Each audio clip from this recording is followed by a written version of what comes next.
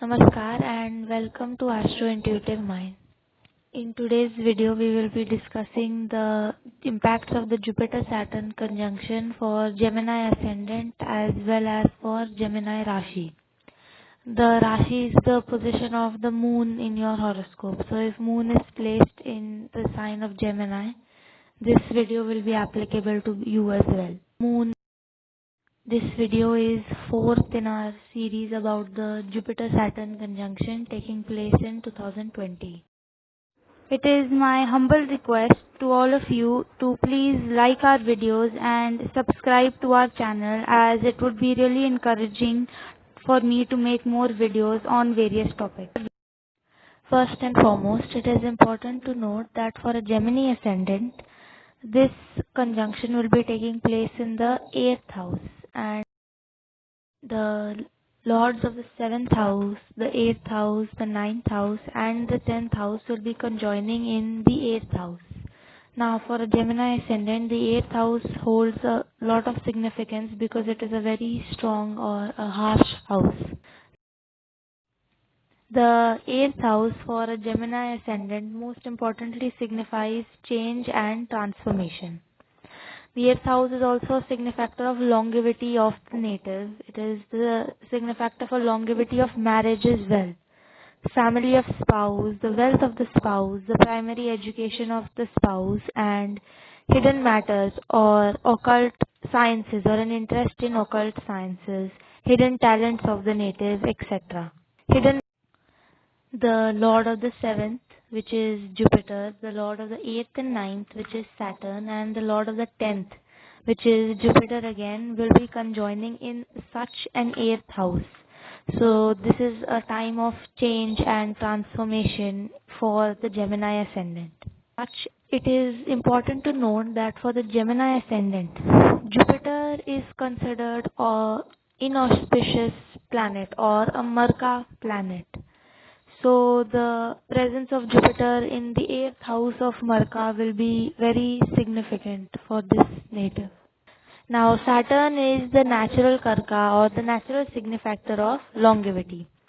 The 8th house is also the signifactor of longevity.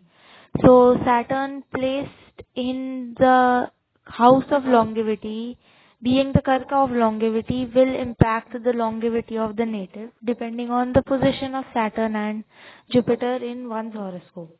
The sign of Capricorn is a very strict or disciplined sign, and Saturn being the lord of this sign, also being placed in this sign during this transit, makes Saturn very strong. Saturn naturally is very timid and rigid and dislikes change. Now, Jupiter is the natural signifactor for wealth, for wisdom and knowledge. It also has the ability to enhance the factors of the house it is placed in. So, therefore, Jupiter, through its knowledge, will enhance the factors of change of the 8th house, hence giving the native the strength or the ability to deal with changes.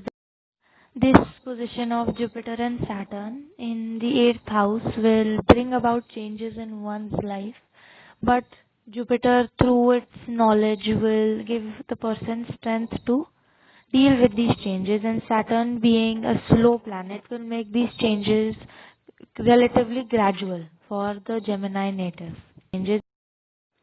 Now moving on to a few more details about the sign of Gemini. The sign of Gemini is a Kama sign or a Kamna Rashi. It is placed in the position or the house of Dharma. Or the sign of Gemini is a dual sign, making all the signs in the Kendra of a Gemini native to be dual as well. Gemini is an air sign and it is placed in the house of a fire sign, that is the first house. Now Mars is exalted in this sign of Capricorn. Mars is also the natural Karka of the 8th house for the Kalpurush Kundli.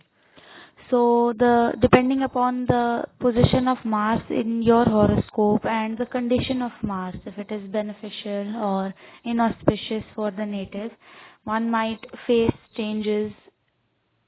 The Gemini native, however, must remain extremely cautious or careful during this time of the Jupiter-Saturn transit, because a Marka planet, that is Jupiter, for the Gemini native is moving to the house of Marka itself. Jupiter. Now we will move on to how this transit and this conjunction in the 8th house will impact the Gemini native. First and foremost, I would like you to remember that none of these are predictions in any way or form. They are simply observations about the events that might take place in the lives of a Gemini native. To know how this transit exactly impacts your life, you must consider the placement of other planets in your natal chart as well. Transit.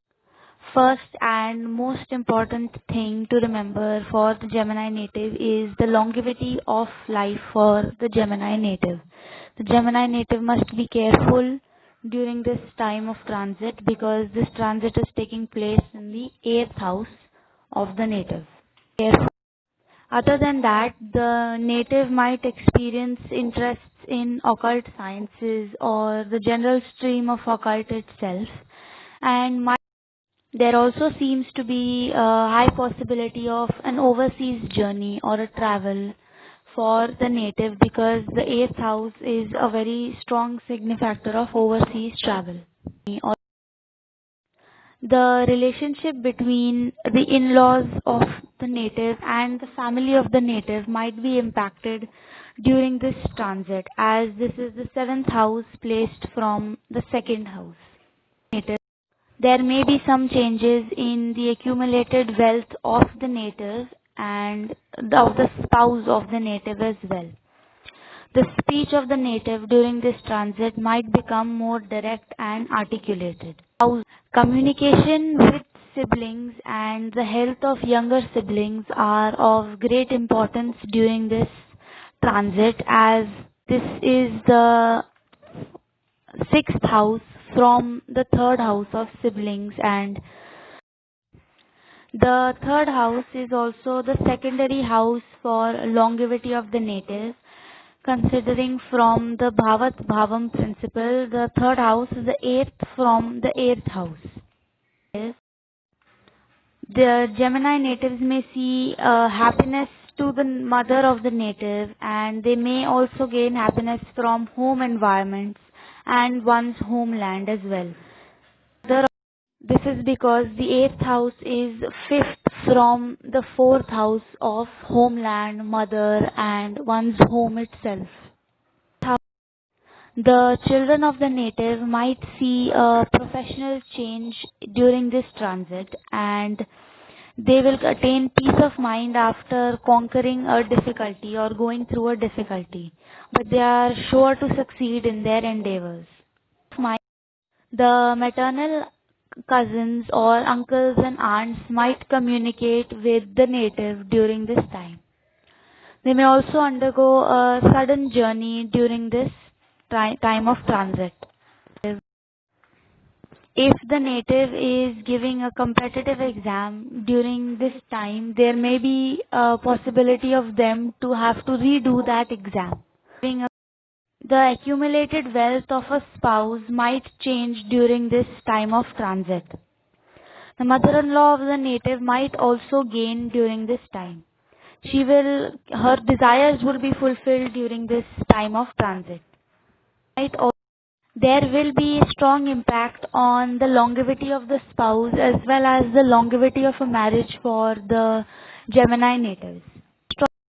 There seems to be a great possibility of an intervention of an authority in cases where there is a disturbance in one's contractual relationships like marriage, etc. The father of the native might have to go through some expenditure during this time. There is also a high chance of the father of the native to get hospitalized or get a chronic disease or even a cure for a chronic disease during this time.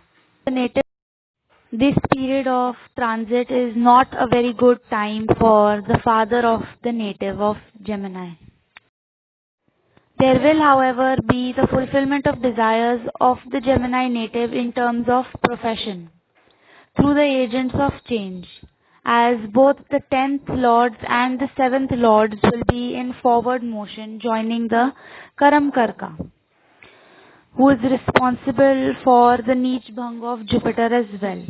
The 10th house is the primary house for profession, and the 7th house is the secondary house of profession from the Bhavat Bhavam principle. For there may be a change in profession for the elder siblings of the natives.